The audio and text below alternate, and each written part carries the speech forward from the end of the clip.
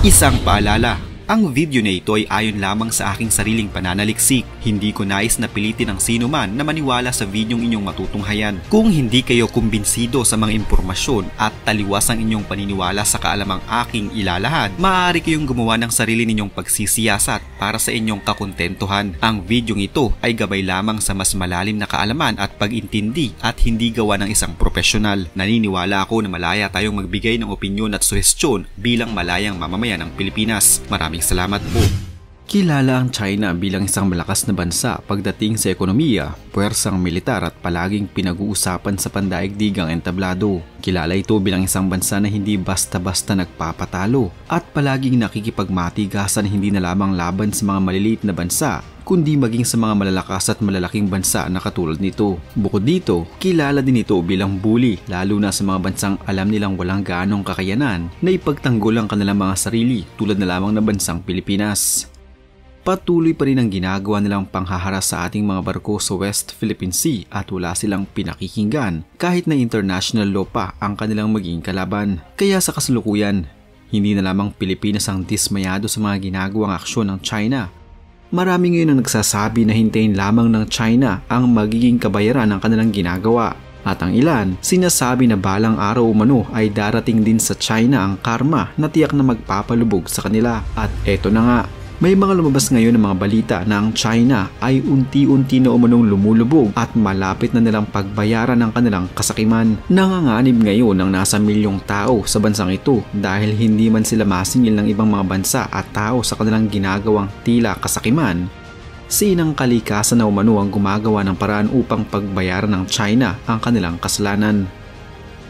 Wala nang kahit na sino o anong bansang makakapigil at makakaiwas kung sinang kalikasan na mismo ang umaksyon. Dahil kahit anong lakas ng bansa, kung kalikasan na ang kanilang kalaban ay wala na silang magagawa. Ang China ay pangalawa sa pinakamataong bansa sa buong mundo na may nasa mahigit kumulang 1.2 bilyong populasyon ayon sa mga lumabas na pag-aaral.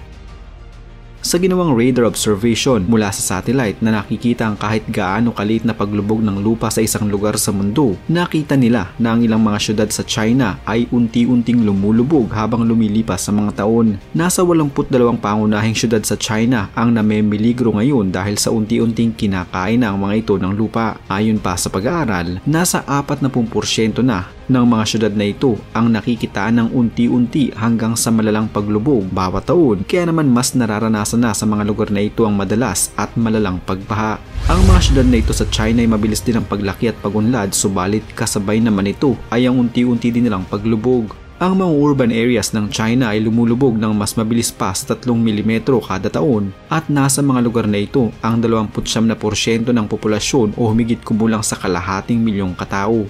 Ang mga taong ito ngayon ay nasa peligro dahil naninirahan sila sa lugar na unti-unti nang lumulubog.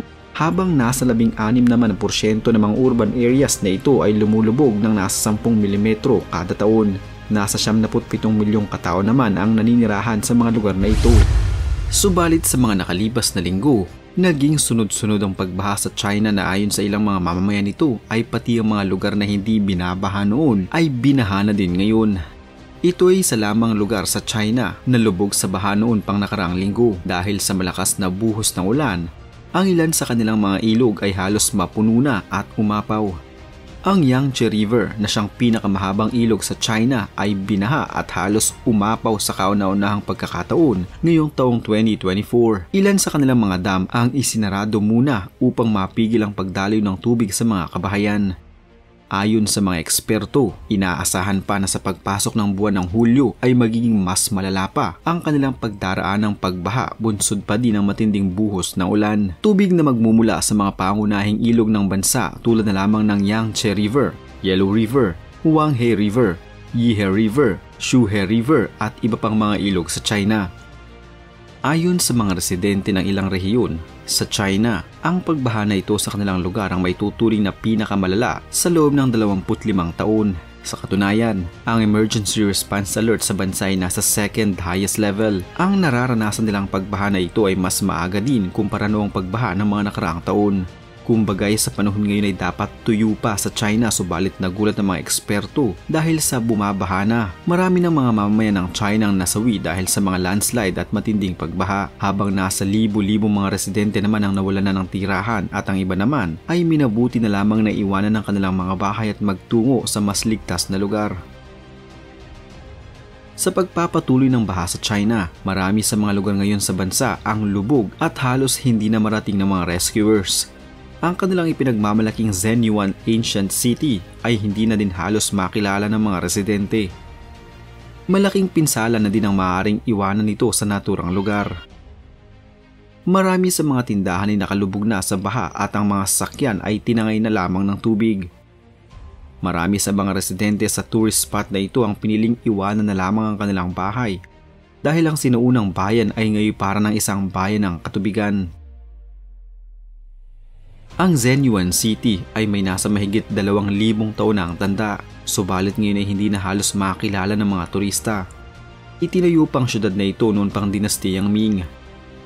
Maraming mga lumang gusali sa lugar, mga traditional residences at mga makasaysayang lugar sa loob at labas ng syudad, kaya naman dinudumog ito ng mga turista noon, lokal man o banyaga. Subalit ngayon, dahil sa malalang pagbaha, aabuti ng maraming taon bago maibalik sa dati ang naturang tourist attraction.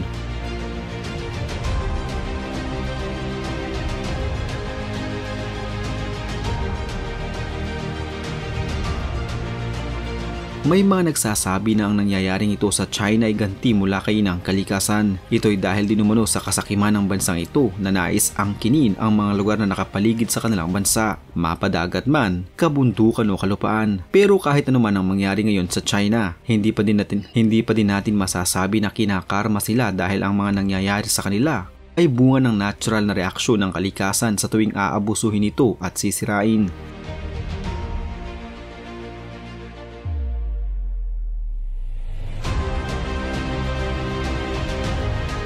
Gayunpaman, ipagdasal pa din natin na sana ay matigil na ang mga sakunang ito sa kanilang bansa, maging ang iba pang mga nangyayaring kalamidad sa ibang mga bansa.